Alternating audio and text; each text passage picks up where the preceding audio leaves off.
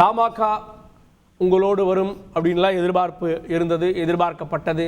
கடந்த வாரம் வாசன் சந்தித்த போது அதிமுகவோடு போறாருன்னு பேசப்பட்டப்போ திடீர் சர்ப்ரைஸா பாஜகவோடு போயிட்டாரு, என்னாச்சு?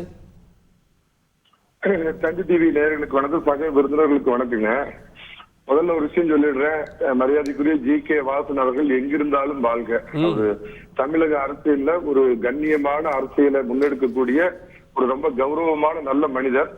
அவருக்குன்னு சில நிர்பந்தங்கள் இருக்கும். கார்கே அவர் பாத்தீங்கன்னா மரியாதைக்குரிய ஜி.கே. மூப்பனார் அவர்கள் இந்த கட்சிய தமிழ் மாநில காங்கிரஸ் ஆரம்பிக்கிறப்பயே வளமான தமிழகம் வலிமையான பாரதம் அப்படின்னு சொல்லி தேசியத்தை உள்ளடக்கிய ஒரு கட்சி அப்படிங்கிறப்ப பாத்தீங்க அப்படின்னா அவருக்கு சில நிர்பந்தங்கள் இருக்கும்.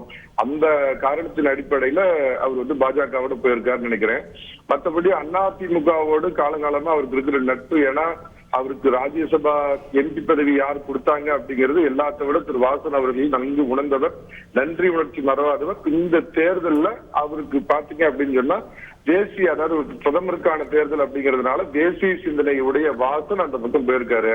ஆனா பாஸ் ஒன்னே ஒண்ணு சொல்றேன், ஒரு வாரம் பொறுத்துக்குங்க பாஸ். அக்கட சூடு கண்ணா பழனிசாமி பாஷா பாய் பின்னாடி யார் அணிவகுத்து நிக்க போறாங்க அப்படின்னு ஆண்டனி அண்ணாமலை கிட்ட சொல்லுங்க. இந்த படத்துல எல்லாம் அந்த காலத்துல பாத்தீங்கன்னா கார்கே புரட்சி தலைவர் ஆகட்டும், அதுக்கு பின்னாடி வந்த கதாநாயகர்கள் ஆகட்டும், முதல் ரவுண்ட்ல பார்த்தா கொஞ்சம் அடி வாங்குவாங்க, அப்படியே ஓங்கி அடிப்பாங்க கதாநாயகனை. அன்னைக்கு இருந்த நம்பியாரு, இன்னைக்கு இருந்த அண்ணாமலை, இந்த மாதிரி இவங்க ஓங்கி அடிச்ச உடனே எல்லாம் பாக்குறவங்களும் ஐயோ என்னது தலைவரே அடி வாங்குறாரு அப்படிம்பாங்க. அதுக்கப்புறம் போட்டு கும்மா குத்துவாங்க, இல்ல எங்க ஓடுவாரு அப்படிங்கிறது தெரியும். அந்த மாதிரி இந்த முதல் ரவுண்ட் அப்படிங்கிறது தமாக ஆள் பிடிக்க அண்ணாமலை பக்கம் போயிருக்கிறாங்க. அதை பத்தி கவலை இல்ல. நிச்சயமா ஒண்ணு சொல்றேன், எழுதி வச்சுக்கங்க. வட மாவட்ட டாக்டரும் எங்களோட வர்றதுக்கு வாய்ப்பு இருக்குது, அதிமுகவோட. தென் மாவட்ட டாக்டரும் வர்றதுக்கு வாய்ப்பு இருக்குது.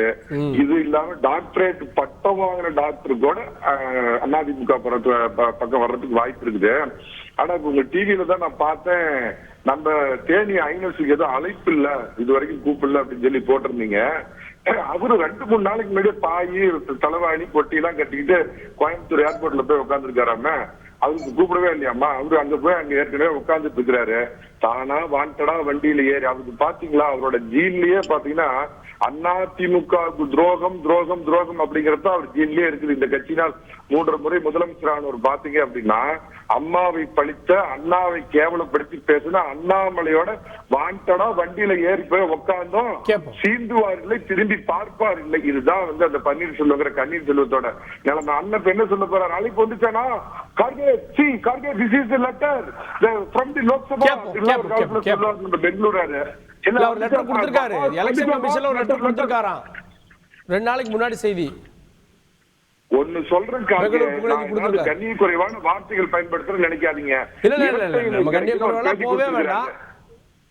இல்ல நான் ஒன்னே ஒண்ணு சொல்லிடுறேன் கேட்டுங்க. இரட்டை இலை கிடைக்குன்னு பேட்டி கொடுத்திருக்காரு. இந்த விசேஷம் கல்யாணம் காது குத்துல இலை போட்டு சாப்பாடு போட்டதுக்கு அப்புறம் தூக்கி எறிவாங்களே, அந்த இலை கூட அவருக்கு கிடைக்காது. கேட்போம்.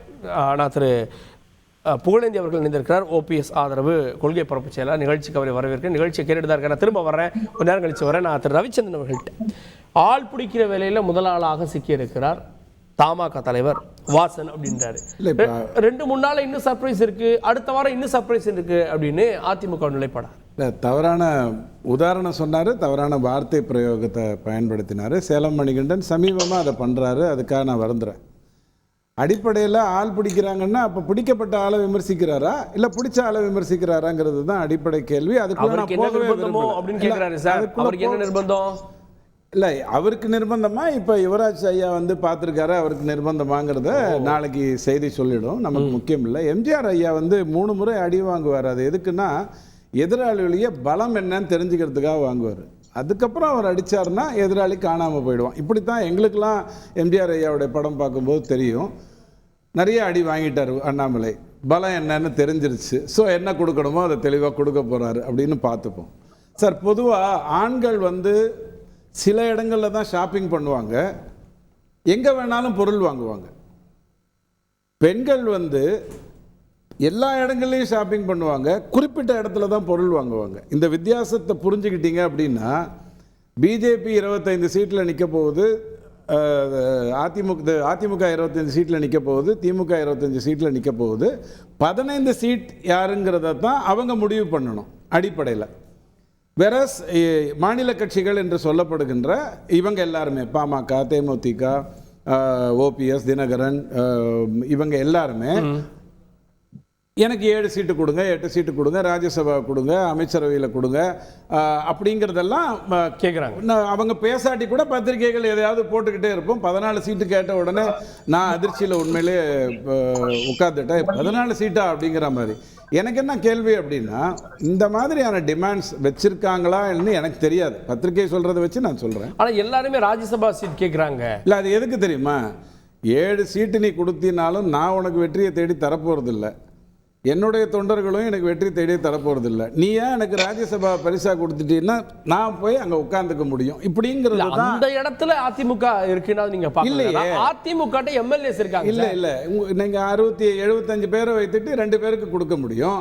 ஆனா இந்தியா பூரா இருக்கிற பிஜேபியால எங்க வேணாலும் கொடுக்க முடியும் அப்படிங்கறதெல்லாம் இருக்கு. ஆனால் அப்படி கொடுத்துத்தான் வாங்கணும்னு சொன்னா மணிகண்டன் ஐயா சொன்ன புள்ள பிடிக்கிற வேலையா போயிடும். இது அப்படியான விஷயம் இல்லை. Let us make it very clear. அந்த மாதிரியான விஷயம் இல்லை. வாசன் ஐயாவுக்கு வேணால் நான் இதே தந்தி தொலைக்காட்சியில் சொன்னேன், கொடுத்தா ஒரு கவர்னர் அப்படிங்கிற பொசிஷன்லேருந்து கொடுத்தேன். ஏன்னா அவர்லாம் அரசியலை பல விதமாக பார்த்துட்டவர். அவரை போய் நீங்கள் எம்பியாவோ அமைச்சராக ஆக்கணுங்கிற அவசியம் இல்லை. இல்லைன்னா அவரே எம்பியாகவும் அமைச்சராகவும் ஆக்கக்கூடிய பொசிஷனில் அவங்க அப்பா காலத்துலேருந்து இருந்திருக்காரு.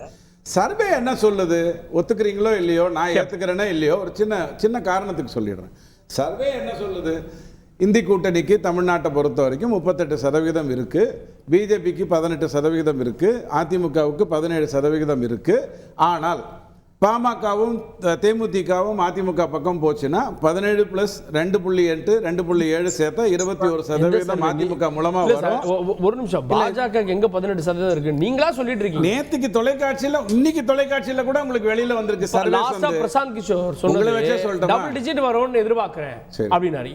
இபிஎஸ் குறைச்சு மதிப்பிடாதீங்கன்னு அவர் தான் சொன்னார். இல்லைங்க, பல கருத்துக்கள் சொன்னார், நான் கேட்டேன், நல்லா இருந்தது. ஆனால் தந்தி டிவி சர்வே என்ன சொல்லுது, கடந்த 7 மாசமா 90 ராகுல், 10 மோடி, 80 20 70 30 அப்படித்தானே வந்துட்டு இருக்கு. இப்போ ஏறிட்டு இருக்கிறதெல்லாம் யாருக்கு, இறங்குறதெல்லாம் யாருக்குன்னு உங்க டிவி சொல்றதை வச்சே நீங்க பாருங்களேன். ஆனால் பிஜேபியை பொறுத்த வரைக்கும் 18%, 5.4% இதர கட்சிகள் மூலமாகவும் அதுக்கு வரப்போகுது அப்படிங்கிறது இன்னைக்கு. இருந்தாலும் நாம முக்கியமா பார்க்க வேண்டியது அன்டிசைடட் 15% இருக்கு பாருங்க. இது யாரிடம் போறது, எதனால் போக போகிறதுங்கிறது தான் முக்கியமே ஒழிய கூட்டணியின் மூலமாக கட்சிகளினுடைய ஓட்டு டிரான்ஸ்ஃபர்மேஷன் ஆகுங்கிறது கடந்த 25 வருடங்களாக தமிழ்நாட்டில் நடக்கவே இல்லை. கூட்டணியின் மூலமாக ஓட் டிரான்ஸ்மிஷன் அப்படியே நடக்கும் அப்படிங்கிறது கடந்த என்னால சொல்ல முடியும். நீங்க 2019 உதாரணமா சொன்னா 21 சொல்லுவேன். 2 இடத்துலயும் கூட்டணி ஒண்ணுதான். 98 சொன்னீங்கன்னா 99 மட்டும் திமுக கூட்டணியால வெற்றி பெறுதுன்னு சொல்லிடுவீங்க. இல்லைங்க, பாருங்க, நான் திரும்ப சொல்றேன், டிரான்ஸ்ஃபர் நடக்கலனா அப்ப திமுக கூட்டணியால வெற்றி பெறுது நான் சொல்லவே இல்லை. கூட்டணியால் வச்சுக்கிட்டு தான் அது தேர்தலையே சந்திக்கும்னு விமர்சிச்சிருக்கோம்.